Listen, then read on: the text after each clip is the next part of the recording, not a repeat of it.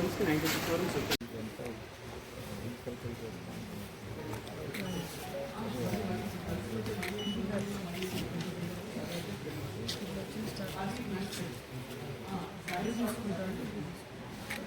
ఎప్కో central godown ఉంది, చెప్పొచ్చా?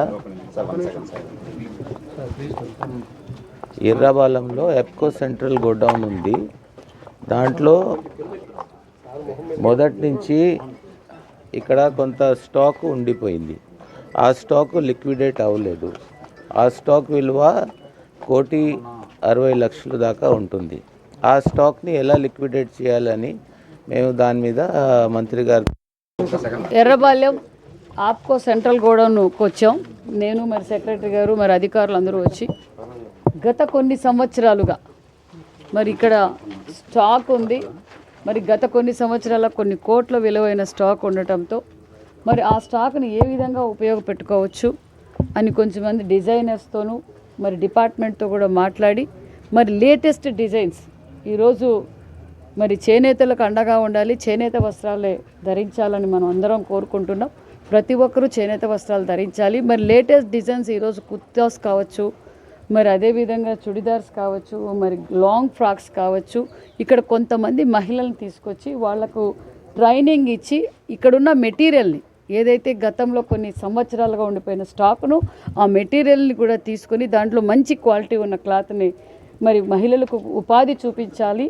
ఉపాధితో పాటు ఆ మెటీరియల్ని ఆ సరుకును అంటే ఆ వస్త్రాలను కూడా ఉపయోగపడే విధంగా ఏ విధంగా చేయాలి ఏంటనే విషయాన్ని కూడా పరిశీలించాం. మరి కొంతమంది మహిళలకు కూడా ట్రైనింగ్ ఇస్తున్నారు. వాళ్ళు కూడా లేటెస్ట్ డిజైన్స్తో మరి నైట్ సూట్లు కావచ్చు, బ్యాగులు కావచ్చు, అదేవిధంగా మరి అన్ని విధాలుగా కూడా ఇక్కడ ట్రైనింగ్ ఇచ్చి కొంతమందితో వస్త్రాలు కూడా డ్రెస్ కూడా కుట్టిస్తున్నారనే విషయం కూడా తెలియజేస్తూ, అదేవిధంగా గత కొన్ని సంవత్సరాలుగా మరి ఆప్కో షోరూమ్స్లో కూడా చాలా వస్త్రాలు కూడా ఉన్నాయి. మరి అవి కూడా ఏవైతే మనం సేల్ చేయగలమో మరి అవి అక్కడ ఉంచి మిగతా కూడా మేము ఇక్కడికి తెప్పించాం. మరి దాన్ని కూడా ఏ విధంగా ఏంటి అనేది అధికారులు మేము కొంతమంది డిజైనర్స్ కూడా పిలిపించి దాన్ని ఏ విధంగా మనం తయారు చేయగలమన్న విషయాన్ని కూడా చర్చించాం. మరి అందరికీ నేను తెలియజేసేది ఒక్కటే, ప్రతి ఒక్కరూ చేనేత వస్త్రాలు ధరించండి, ఆరోగ్యాన్ని కాపాడండి, నేతన్నలను కాపాడవలసింది కూడా కోరుకుంటున్నాం. అంటే గతంలో ఇక్కడ స్టాక్ గత కొన్ని సంవత్సరాలుగా గత 5 అంటే మన గవర్నమెంట్ రాకముందు గత 5 సంవత్సరాలుగా సుమారుగా 1,70,00,000 1,60,00,000 రూపాయల సరుకు ఉంది. మరి మిగతా షోరూముల నుంచి కూడా 13 కోట్ల రూపాయల మెటీరియల్ తెప్పించాం. దానిని ప్రజలకి మరి అదేవిధంగా మహిళలు కొంతమంది ఉపాధి చూపించాలి. మెయిన్ కాన్సెప్ట్ ఆ వస్త్రాలతో ఉపాధి చూపించి దాన్ని ఏ విధంగా మనం ఉపయోగపెట్టుకోగలమో అందరం కూర్చొని చర్చించి నిర్ణయం తీసుకున్నాం.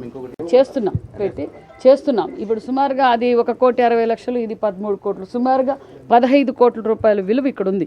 ఆ 15 కోట్ల విలువలో మనం దేన్ని ఉపయోగపెట్టుకోగలం, ఏది పెట్టుకోలేమో అది మరి ఇప్పుడు హాఫ్ శారీ ఒక శారీ ఉంటుంది, ఆ శారీలో కొంచెం డ్యామేజ్ అయ్యింది, మిగతాది మనం ఏ విధంగా అయితే అదే విషయం ఇక్కడ ట్రైనింగ్ ఇస్తున్నాం. లేడీస్కి ట్రయల్ కూడా చూసాం. ట్రయల్లో కూడా బాగా కుట్టారు.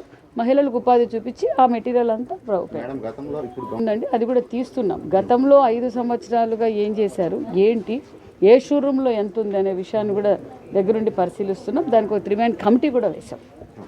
మరి ముఖ్యమంత్రి గారు ఎక్సైజ్ పాలసీ తీసుకురావడం, నాణ్యతమైన మందు ఈరోజు సప్లై చేయడం మన అందరికీ తెలిసిన విషయం.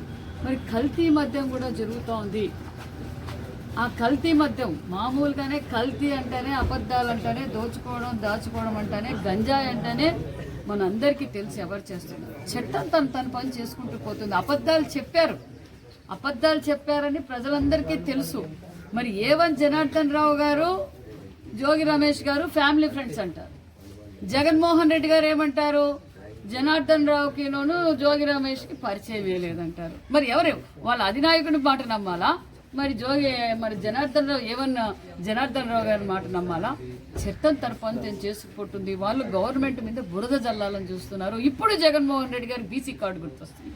గత 5 సంవత్సరాలుగా జగన్మోహన్ రెడ్డి గారికి బీసీల పైన మరి ఏ విధంగా అమర్నాథ్ గౌడ్ బీసీ, చంద్రయ్య బీసీ, ఈరోజు ఇక్కడి నుంచే అమరావతి నుంచి తిరుమల దేవస్థానానికి పాదయాత్ర చేసిన రైతులు మరి బీసీలు, మహిళలు, రైతన్నులు ఈరోజు సడన్గా జగన్మోహన్ రెడ్డి గారికి రైతులు గుర్తొస్తారు, బీసీ కార్డులు గుర్తొస్తారు, మహిళలు గుర్తొస్తారు, మరి తుఫాన్ గుర్తొస్తుంది, వరదలు గుర్తొస్తాయి జగన్మోహన్ రెడ్డి గారు. ఇదే వరదలు వచ్చినప్పుడు జగన్మోహన్ రెడ్డి గారు ఇక్కడ ఉండరు, ఇదే తుఫాన్ వచ్చినప్పుడు జగన్మోహన్ రెడ్డి గారు ఇక్కడ ఉండరు. గతతో ఇన్నేళ్లుగా జగన్మోహన్ రెడ్డి రాజకీయాల్లో ఉన్నారు, ఏ రోజన్నా బురదలోకి దిగారా? ఆయన ముఖ్యమంత్రిగా ఉన్నప్పుడు బురదలోకి దిగారా? రైతుల గురించి మాట్లాడారా? ఈ రోజు జగన్మోహన్ రెడ్డి గారికి తుఫాన్ ఆగిపోయింది. మరి ముఖ్యమంత్రి చంద్రబాబు నాయుడు గారు, డిప్యూటీ సీఎం గారు, మరి నారా లోకేష్ గారు, గ్రూప్ ఆఫ్ మినిస్టర్స్, రాష్ట్ర వ్యాప్తంగా నియోజకవర్గంలో ఉండే ఎమ్మెల్యేలు అందరి దశా దిశ నిర్దేశించారు చంద్రబాబు నాయుడు గారు. ఇంత తుఫాన్ జరిగినా మరి ప్రాణ నష్టం కానీ పంట నష్టం కానీ ఏం జాగ్రత్తలు తీసుకోవాలో తీసుకున్నాం కాబట్టి ఈరోజు ప్రజలు సురక్షితంగా ఉన్నారు. మరి ఈరోజు జగన్మోహన్ రెడ్డి గారు తుఫాన్ గురించి మాట్లాడతారు, రైతన్నుల గురించి మాట్లాడతారు. జగన్మోహన్ రెడ్డి గారికి బీసీల గురించి అయినా మరి రైతన్నుల గురించి అయినా మాట్లాడే అర్హతే జగన్మోహన్ రెడ్డి గారికి లేదు. ఈరోజు తాడేపల్లికే చూపిస్తాయి, గంజాయి కేసులు దొరికినా, మద్యం కేసులు దొరికినా, దాచుకోవడం జరిగినా, ఏ స్కామ్ అయినా ఫస్ట్ కనిపించేది తాడేపల్లి ప్యాలెసే కనిపిస్తుంది తప్ప ప్రజలందరూ క్లారిటీగా ఉన్నారు. మేము అభివృద్ధి ధ్యేయంగా పనిచేస్తున్నామన్న విషయాన్ని కూడా తెలియజేస్తున్నాం.